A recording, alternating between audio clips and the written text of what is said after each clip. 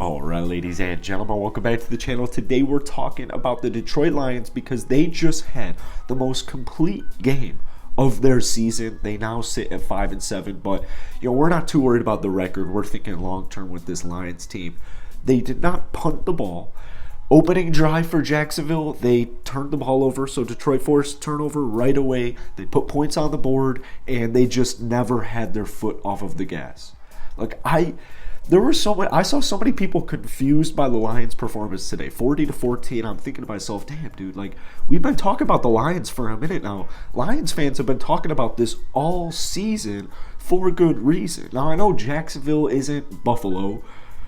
However, the Lions were right there with Buffalo on Thanksgiving just a couple of weeks ago, just 2 weeks ago. Jared Goff did well. The defense did phenomenal. The run game did well. The receiving game did well. The special teams did well. This was a complete sound game from the Detroit Lions, and I'm here for it. I'm all here for it. So before we get any further into this video, if you guys enjoy it, hit that like button, hit that sub button. We're going to go a little above today. Let's try and get this video to 250 likes. Lions fans, you guys are absolutely awesome. I love the culture so much, and the future is extremely bright. I mean, like I said, we've been talking about this for a while. Lions fans have been talking about this for a while, but the future is so bright. You have a quarterback who is right here in his prime. You are probably going to spend the first 3 picks at least in the upcoming draft on defense. But to be quite honest with you, in the last 6 to 8 weeks, the defense has been doing so much better, and week to week they are improving. I don't usually like looking at stats, but I just want to name some stats here to just kind of demonstrate just how good this Lions game was. Starting it off 40-14, but third down efficiency 8-12. They had 437 yards for an average about 6 per play. They had 100 rushing yards. We'll talk about that. 337 passing yards. They were a perfect 4 for 4 in the red zone. They caused a turnover, and they only had 1 penalty. So just top to bottom, phenomenal game. And Jared Goff, 31 for 41, 2 touchdowns, 340 yards. I am just so on board with this team being a playoff team next year. They're a playoff team. Right now, they're kind of a playoff team as well. I don't want to talk about the rest of the season. The only game I could possibly see Detroit losing is Minnesota. I think when they beat Minnesota, that's when people will start to give them the credit that they deserve. People are raising their eyebrows, right? Last week against Buffalo, kind of on the big stage, primetime football, Thanksgiving football, pastime, huge pastime. And so, kind of raising some eyebrows last week if the 3-game winning streak prior to that didn't do it. Today, 40-14. The way this team is going to end the season, they have the most 30-point games of the entire NFL. They're 5-7. If a couple of games, if 2 games had gone differently to start the season out, they didn't start 1-6. We are talking playoffs. So it's just really cool to see. Shout out to Andre Swift. He had 14 carries for 62 yards and a touchdown. He also had that huge reception yard. Do we have the exact specifics here?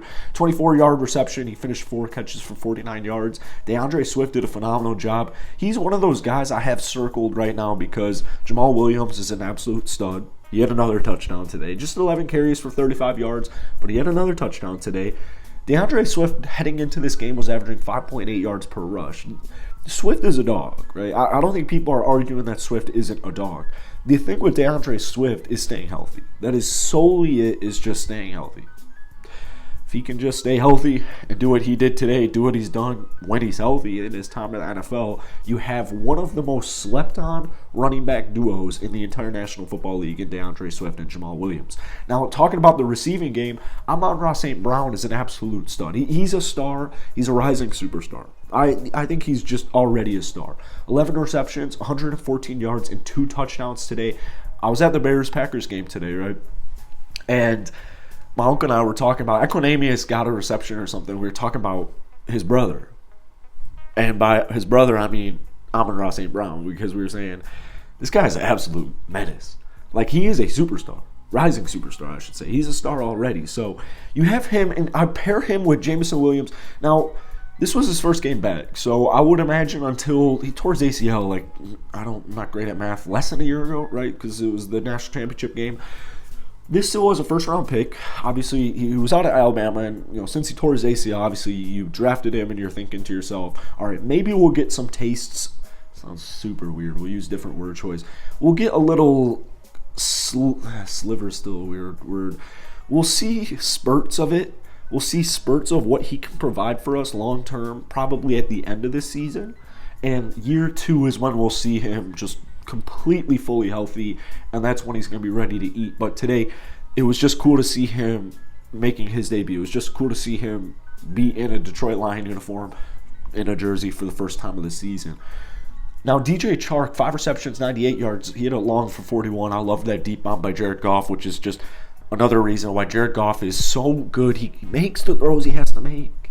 I don't get how people disagree with it. He just makes the throws he has to make. Time and time again. He can throw the deep ball. He can throw the short ball. He can limit his turnovers. He gets you to the Super Bowl. He can do so many different things. And he's only 28 years old. He's in his prime. I think people forget he was a former first pick, not first round. He was a former first pick. And I think, the 2016 NFL draft. So you have Amon-Ra St. Brown, Jameson Williams. Now, DJ Chark, it's going to be interesting to see what they do with him in the offseason because he's going to hit free agency. I like that deep threat. However, you also have deep threats in Amon-Ra St. Brown and Jameson Williams. Now, I want to talk about this defense real quick because they are just rising. Kirby Joseph, absolute stud. As a Packer fan, I know all too well about Kirby Joseph already. Also, just U of I guy, so I got nothing but love, nothing but respect for him. He led the team with 8 tackles today, but I want to talk about a cat named Aiden Hutchinson had half a sack today, which was cool.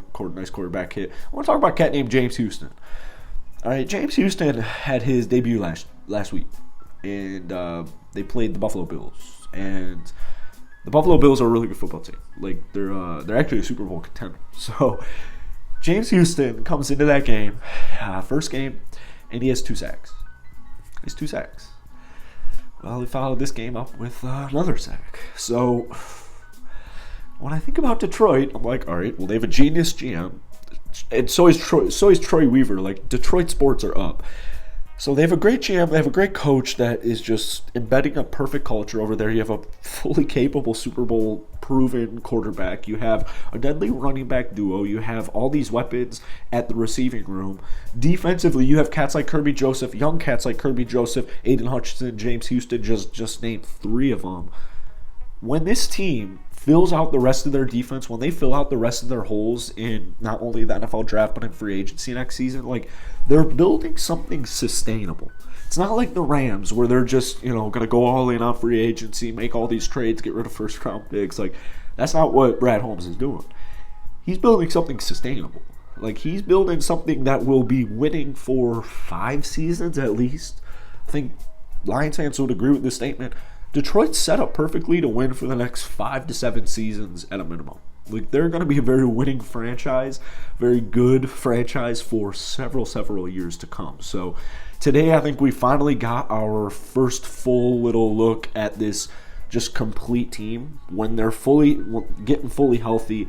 When they're fully healthy, when they have another offseason at the helm, when they finish off this season, who knows? Maybe they rattle off the next 5.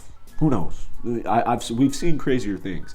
All I know is the Detroit Lions' future it's as bright as the sun. So hit that like button, hit that sub button. If you guys want more Lions content, let me know down below. But let me know what you guys are feeling about this Detroit Lions team, and I'll see you guys later.